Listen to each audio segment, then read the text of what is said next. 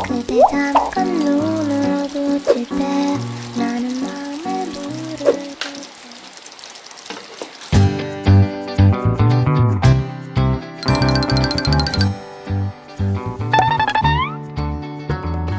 Kala nyo ice cream, no?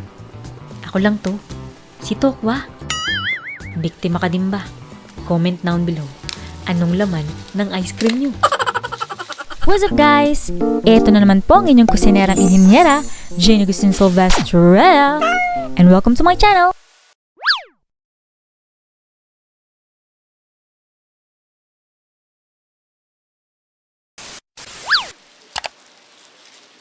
Ayaw magpabunot? Weekly tuwing namamalengke, nagkakataon laging may tokwa. Kaya naman, share ko sa inyo mga recipe natin dyan sa tokwa. 10 yung tokwa pero 5 lang lulutuin natin. Oops, magdagdag pa pala tayo ng isa, baka kapusin. Ayan, dahil nakita nyo naman masama-sa ang ating tokwa, kaya again, kailangan natin niyang I-pat dry. So habang pinag-iisipan ko anong hiwa ang gusto ko, kayo, anong hiwa ang gusto nyo? Comment down below. Kala mo naman mababasa ko bago ko gawin. Ayan na nga, pahihiwain natin siya ng pahaba-haba. So marami yung kakalabasan nito guys. And I'm so excited kasi napakasarap nitong gagawin natin, pero simpleng-simple lang. Sabi nga nila, nung natikman nila, Para ka daw kumain sa restaurant. Yes, pwede na siyang panghandaan.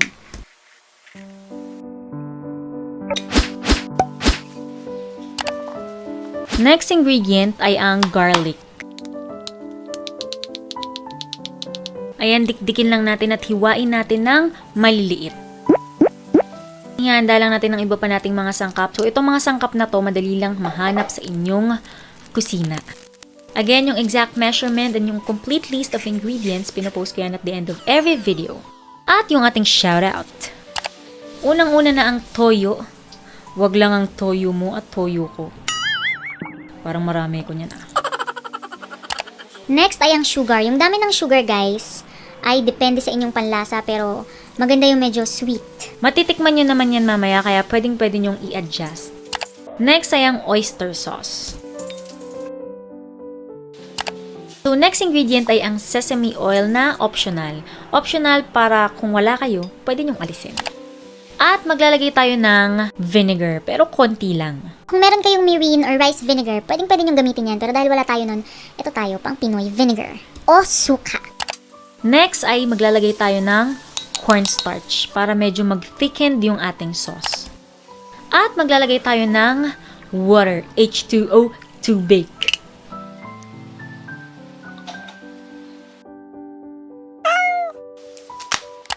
At ito na nga, para maiba naman ang hinahain natin sa ating hapagkainan, bibili tayo ng nori or seaweed sheets. Pero don't worry guys, kung wala naman kayo nito, pwedeng-pwede nyo pa rin gawin yung ating recipe for today. Pero mas masarap kung merong nori. Ayan, so hiwa-hiwain lang natin yan ng pahaba at medyo maninipis. Kung gusto nyo mas manipis pa, pwede naman. Tapos hahatiin natin sa gitna.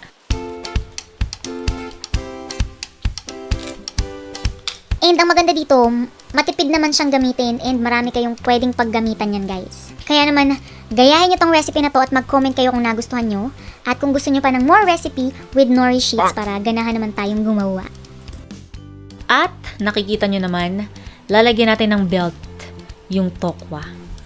So binabasa lang natin yung dulo para dumikit siya.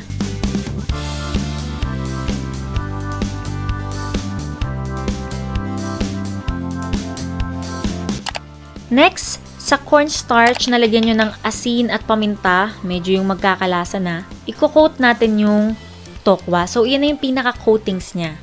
And, make sure na manipis lang yung pagkakabalot nyo ng cornstarch dun sa ating mga tokwa slices.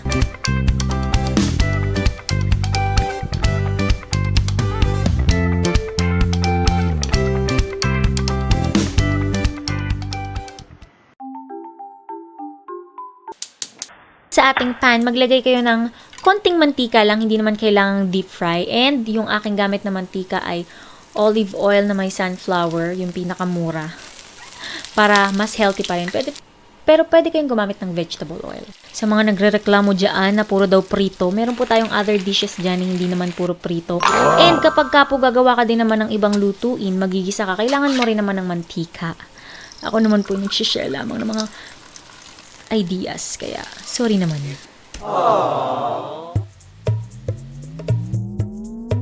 Ayan guys, gigisahin lamang natin yung bawang, tapos ihulog nyo na din yung mushroom at hayaang maluto.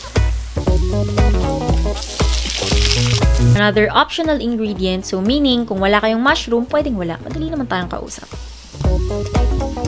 Pagkatapos, ilalagay na natin yung ating sauce hanggang sa ma-reduce at lumapot.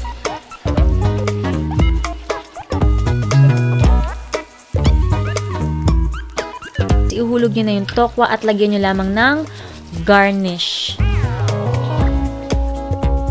So, yung ating garnish, pwedeng sesame seeds, pwedeng spring onion. Kung meron kayong chili, pwede yan. I'll never tell, just trust that I'll keep it locked in a cell. So, we have several condiments here, guys. Ang arty, septang kita dyan eh. Charot lang. Meron tayong sesame seeds, tapos yung natirang konting nori, pinagugupit ko lang ng maliliit. Tapos meron tayo dyang chili. Siyempre, titikman na natin yan. Ang sarap niya, guys, as in. Kaya, itry nyo na to.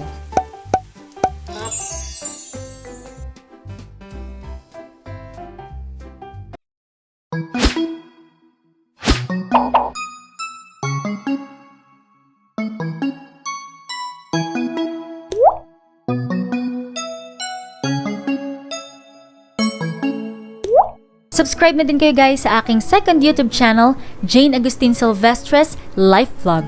Siyempre, ang content is all about my life. Empty house tour update, unboxing and review ng mga PR packages.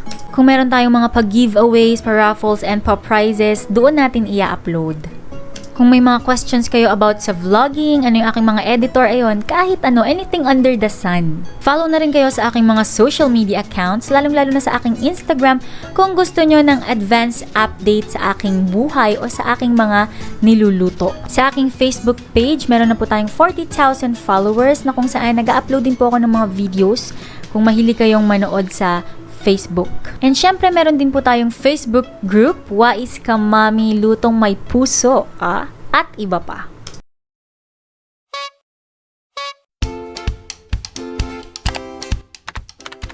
Shoutout po sa aking sister na si Jasmine Santos Agustin. Subscribe na kayo guys sa kanyang YouTube channel na talaga namang nakaka-enjoy at nakakaaliw.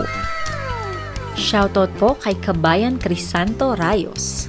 Shoutout po kay Miss Shania Santa Ines. Thank you, nagamit ko ang recipe nung nagpabinyag kapatid ko. Tapos ngayon, magpapabinyag ako sa anak ko. Gagawa po ulit ako. Sarap talaga. Shoutout po kay Yen Yin.